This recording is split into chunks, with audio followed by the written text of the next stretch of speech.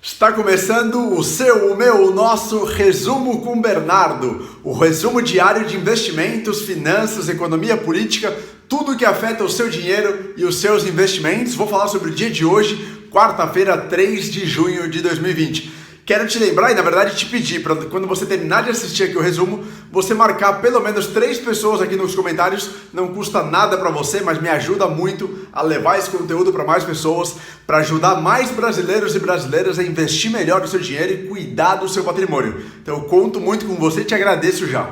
Vamos lá, então, hoje mais um dia de forte alta do Ibovespa. Não forte alta, mas uma valorização expressiva.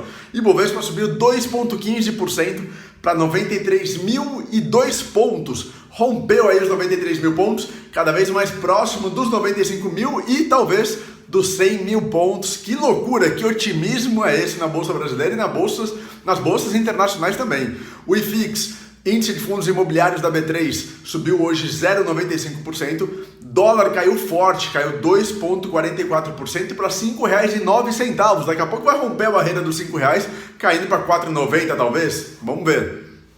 Bitcoin valorizando agora 4,20% para baixo.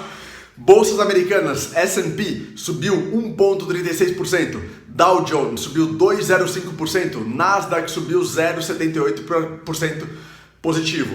Petróleos, cotações do petróleo, o Brent caiu 0,27% para $39,45, não conseguiu ainda superar os $40.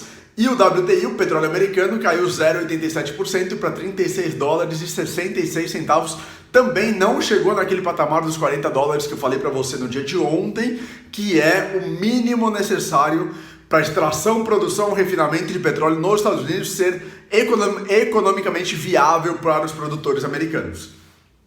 Vamos lá então para as notícias que trouxeram essa valorização no dia de hoje. E para ser muito sincero, não tenho muita novidade com relação aos elementos que fizeram o Ibovespa, ou que trouxeram esse otimismo nos últimos pregões. Porque o que puxou hoje o Ibovespa para cima? Otimismo ainda de ontem, que é ainda de segunda-feira, com a reabertura das economias e das atividades econômicas ao redor do mundo, inclusive no Brasil. Também pesou aí o número de desempregos que na Europa veio abaixo do esperado. Veio um número alto, mas abaixo do esperado, e de alguma forma animou os investidores. Aqui no Brasil também, vou falar para vocês daqui a pouco, mas a produção industrial caiu muito em abril, mas caiu menos do que esperado. Isso também ajuda nesse rally que a gente fala, nesse grande rally que está acontecendo de valorização de ativos e de valorização do Ibovespa como um todo. Alívio também da crise política, que eu contei para vocês ontem, alguns elementos importantes, daqui a pouco eu retomo, aliviando essa crise política no Brasil, o que faz com que investidores respirem também mais positivamente. Com o patamar fechado hoje de 93 mil pontos, a gente bateu o maior patamar, ou na verdade o maior patamar depois de hoje, foi no dia 6 de março, quando o Ibovespa caiu dos 100 mil pontos pela primeira vez em 2020. Fechou em 97.996 pontos, foi uma sexta-feira, 6 de março, antes da segunda-feira, 9 de março, que teve o primeiro Circuit Breaker de 2020.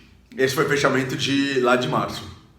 Produção industrial do Brasil, agora falando, caiu 18,8% em abril na comparação com março, uma grande queda, é a maior queda da série histórica que começou em 2002, mas é menor do que a queda esperada por investidores. O mercado de alguma forma estava projetando uma queda da atividade industrial brasileira de 28,3%, então caiu bem menos, quase menos 10 pontos percentuais do que era esperado pelo mercado. Com isso, o mercado reagiu bem, investidores reagiram bem, apostando aí na recuperação da atividade industrial e na recuperação da atividade econômica brasileira.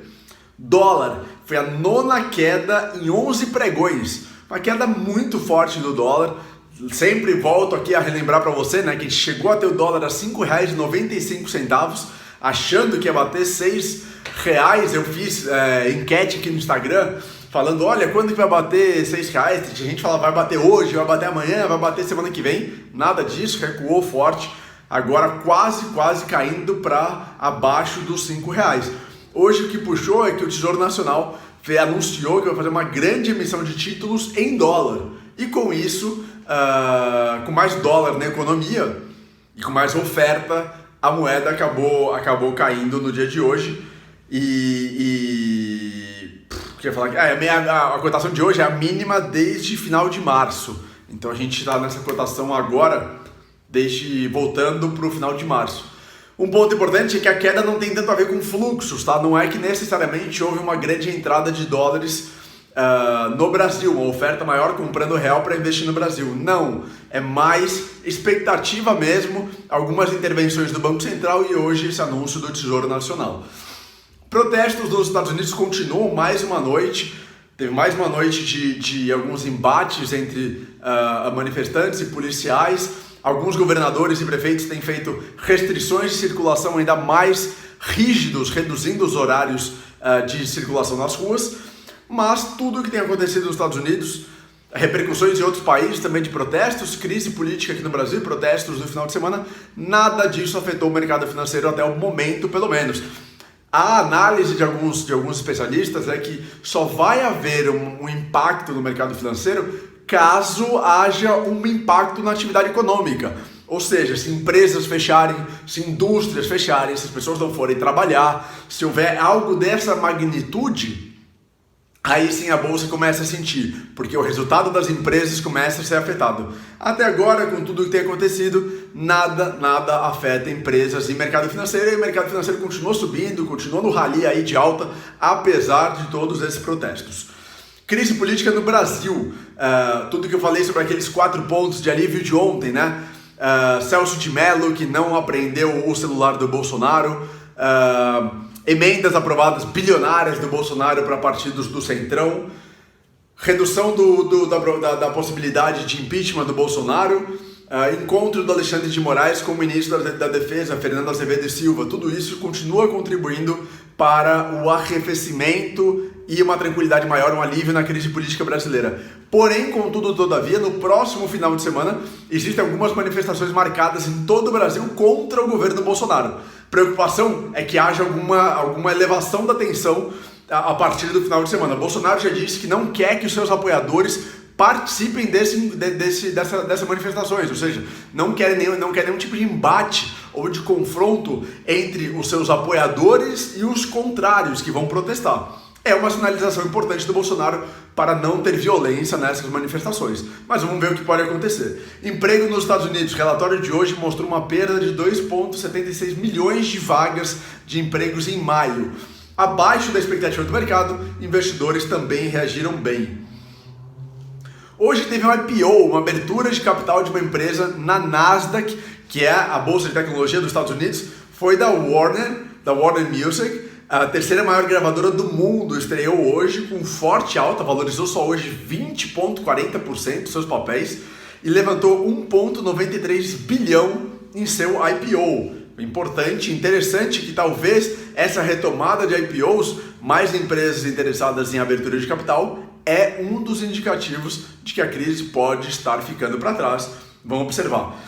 Falando da Nasdaq, a Nasdaq já voltou para estar perto da sua máxima histórica, que foi atingida em fevereiro. Então olha que loucura, tudo que tem acontecido no mundo, a Nasdaq já está perto da sua máxima histórica, a Nasdaq já anulou todas as perdas do coronavírus. Em 2020, está valorizando mais de 8%.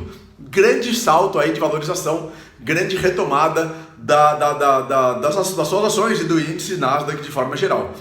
Amanhã nos Estados Unidos, é importante acompanhar, vai ser divulgado o número de pedidos de seguro-desemprego da semana passada. A expectativa é que venha em 1,8 milhão de pedidos de seguro-desemprego, abaixo da semana retrasada, em que foram 2,1 milhões de pedidos de desemprego.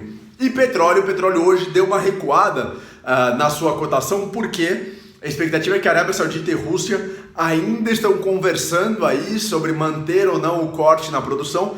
Investidores que já estavam dando como certa a manutenção dos cortes de produção para conter a grande queda da demanda, né? E conter a oferta, dar uma segurada na oferta, isso está meio em dúvida agora. Nem sabem mais se a reunião que até amanhã da OPEP, Organização de Países Exportadores de Petróleo, vai acontecer. E os investidores não reagiram muito bem. Além disso, amanhã também é dia de divulgação de dados econômicos da União Europeia. Alguns dados vão ser divulgados, é importante ficar de olho. E agora, dê uma olhada, os futuros dos Estados Unidos já estão subindo. É dia após dia os futuros americanos subindo, rally que não para, agora futuros subindo, as bolsas asiáticas abrindo também daqui a pouco. Vamos ficar de olho e ver como que vai ser o dia de amanhã. Eu volto mais tarde aqui nos stories, comentando um pouquinho ou mandando alguma informação antes de dormir. Agora eu quero pedir para você, por favor, marcar pelo menos 3 pessoas aqui embaixo nos comentários que precisam receber esse conteúdo para investir melhor e cuidar melhor do seu dinheiro. Obrigado, um abraço e até amanhã.